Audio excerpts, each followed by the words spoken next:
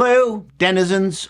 Tom Connors from Midnight's Edge forwarded me this Variety article about the death of Will Ferrell. Now, I don't mean corporeal death, but comedy death. And those are my words, not Variety's. Let me throw some caveats at you off the bat. I don't know the man. I have never met Will Ferrell. I'm not a trained psychologist, but I am a professional comedian, so I am better equipped to diagnose mental illness. Also, this Variety article, which quotes Ferrell's interview in the New York Times, is the only source for what I'm going to discuss here. With all that aside, let's dive into what I think is a very disturbing piece.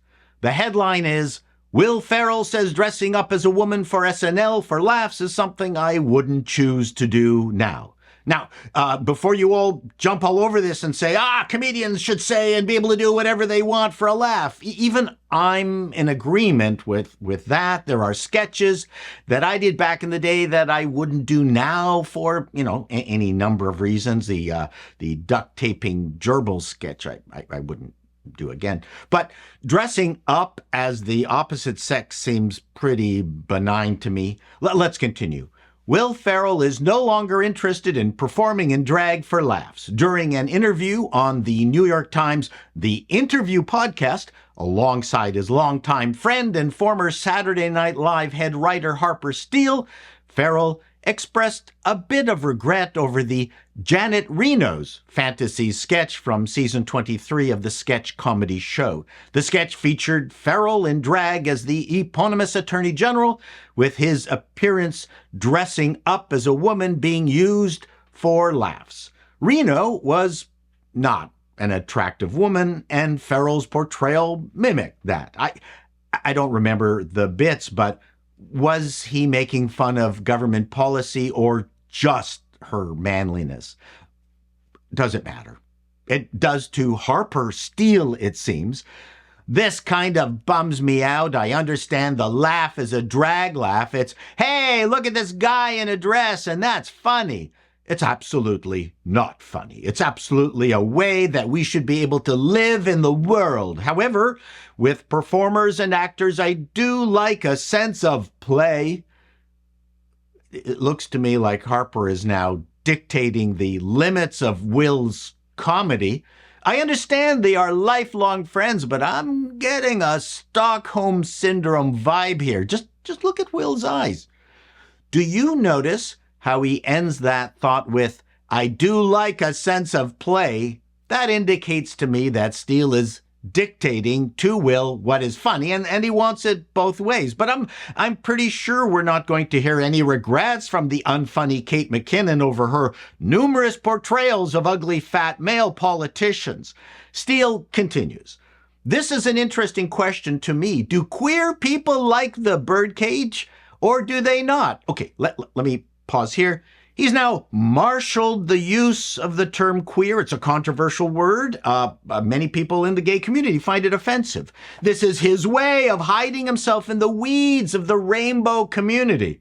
Robin Williams, at least as far as we know, was not a gay man, and yet he spent about half his comedy career doing a swishy gay guy on camera. Do people think that's funny, or is it just hurtful? I've heard from gay men that it was funny, and I've heard from gay men that it was hurtful. I am purple-haired woke, but I wonder if sometimes we take away the joy of playing when we take away some of the range that performers, especially comedy performers, can do. I thought you were trans. Why are you concerned about straight men portraying gays? Now that you're an alleged trans woman, is it offensive if you played a man? Are you concerned that you'll do too good a job at it? This is where the woke bullshit mind virus kicks in. And once again, Steele ends with talking about taking away the joy of playing a range from comedians. I think he fully knows what he's doing here. It's very manipulative. I also liked the scientific survey he presented, which included, I've heard from gay men. What's your sample size, Harper? Was this taken at the YMCA? It also sounds like he does not want to stigmatize himself as a gay man. I think that's hurtful.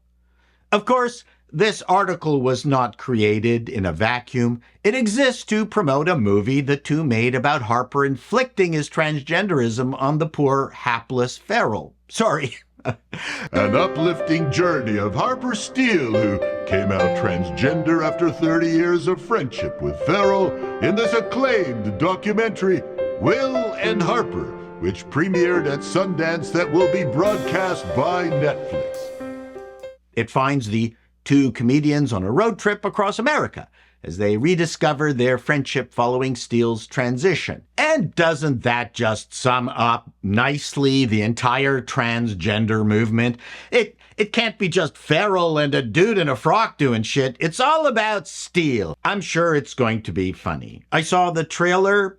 Neither of them have lost their sense of humor, and the trans thing gets a bit of a poking. But the problem I have with this is that it perfectly slots itself into the larger malaise we are suffering through now, and that is there are forces at play that want us to be identified only by race, color, sex, and what clothes we choose to wear rather than who we are and what we've accomplished. Would this be a movie if Harper came out as just plain old vanilla gay? No one would care. My brother came out to me in his 40s. Did I make a movie about it? No. We had dinner, and I met his boyfriend. If Will and Harper had just gone out and done shit, be funny, it would have been way more cool. Trans, planes, and automobiles? Will Ferrell has always come across as a sweet, caring person, and he's still funny, and the trailer shows him trying to painfully push the trans envelope for laughs, but I think his comedic soul has been captured. Boy, could we use a good Will Ferrell movie now? Elf, Talladega Nights, Blades of Glory. The only way we're going to get that is to drive to L.A. and kidnap Will and remove him from the influence of Steele. The last thing we need is to lose another comedy institution to wokeness. Till next time, denizens, be seeing you.